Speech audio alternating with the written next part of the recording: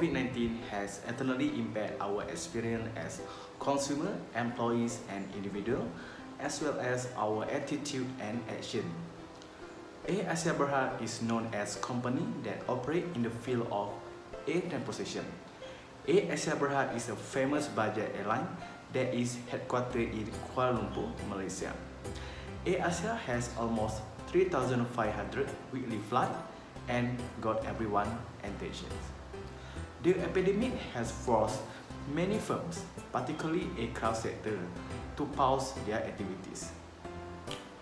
Pandemic changed Air Asia Berhad revenue in 2020. This study aims to determine what changed at Air Asia Berhad during COVID-19 and how well the firm handled the situation due to COVID-19. The income has reduced due to few passengers, travel restrictions, and higher number of staff to pay. Most Air Asia Berhad employees were laid off to minimize the cost. The Air Asia Berhad is the low-cost and Malaysia's largest airline. A cheap plan actually aids in the company's financial success. However, the COVID-19 pandemic has significantly reduced Air Asia Berhad's revenue in 2020.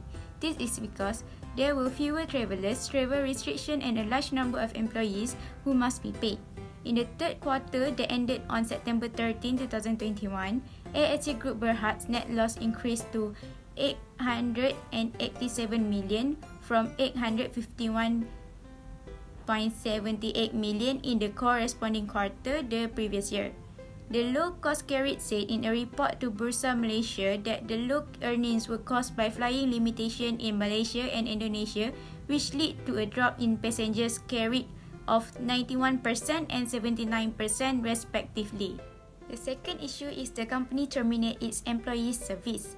According to Tan Sri Tony Fernandez, Chief Executive Officer of Air Asia Group, the decision to terminate the staff employment had to be made given the reality of the aviation industry, which would likely take some time to recover. Over 250 employees of low-cost airline Air Asia Group Berhad are anticipated to lose their job as part of its attempt to streamline operations. Out of 1,900 current cabin crew members, 111 are anticipated to be let go along with 50 engineers and 172 pilots according to the article. According to the reports, the layoff affect more than only Air Asia Berhad as they also affect other group entities. Separately, the long-distance airline Air Asia X reported a decrease in its Malaysian and foreign employees, affecting the crew, piloting, management and operation areas. Firstly, cost-cut strategy, rise operating capital and expanding non-airline business help overcome the loss of revenue from the closure of borders in 2020.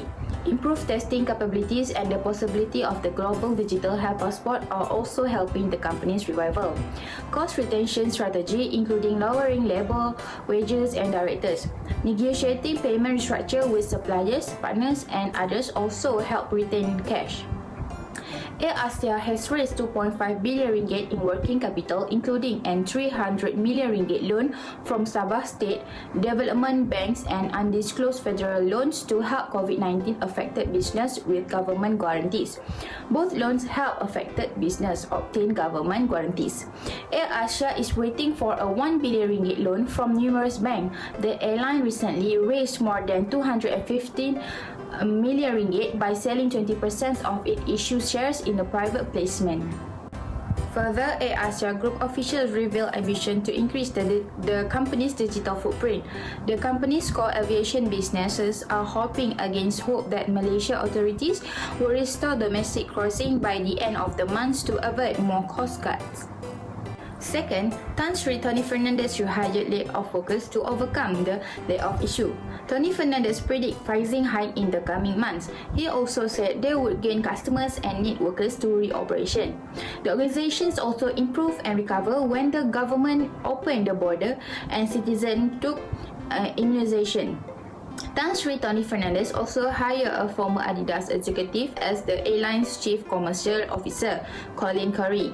Fernandes used Curry's experience to boost AirAsia's new business like the Super App and e-commerce, since Colin Curry had grown Adidas income in Greater China fivefold.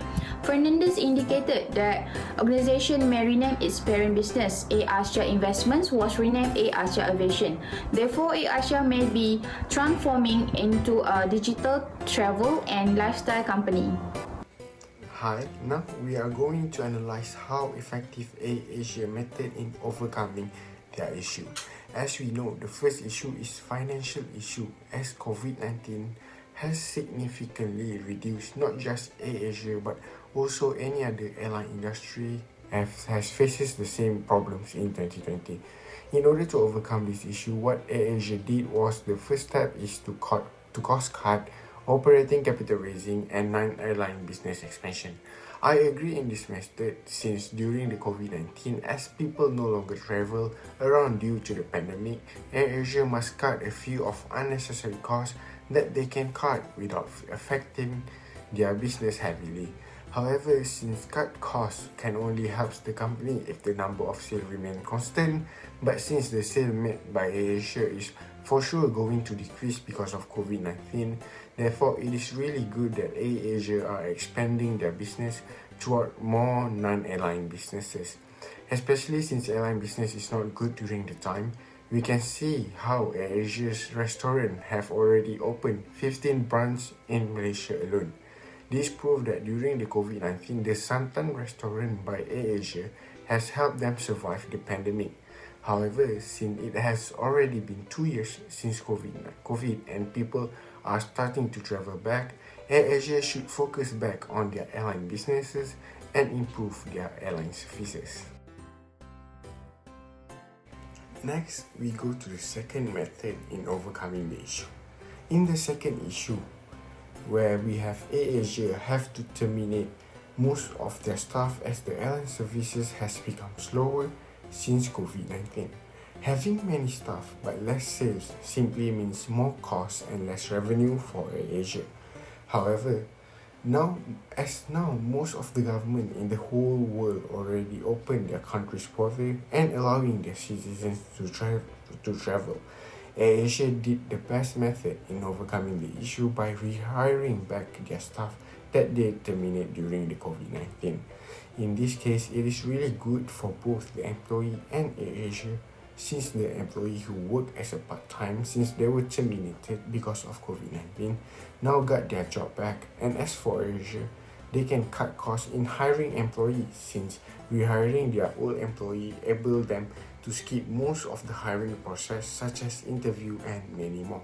With this method also can remove AirAsia worries regarding the quality of their employee since they rehired back their old employee, and AirAsia the quality of the employee AirAsia knows the quality of the employee even without going through the recruitment and selection process.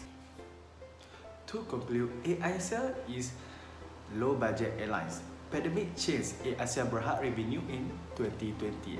Several issues may have affected AirAsia Berhad revenue decline during the COVID-19 epidemic, which are financial issue and staff termination issue.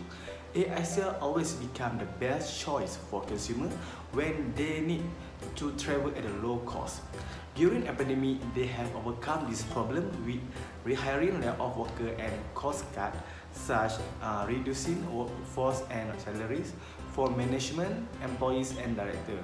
In addition, AirAsia Berhad might strengthen in step to protect everyone's safety and comfort during and after epidemic, so AirAsia can be recovered and accomplish their business goal as well.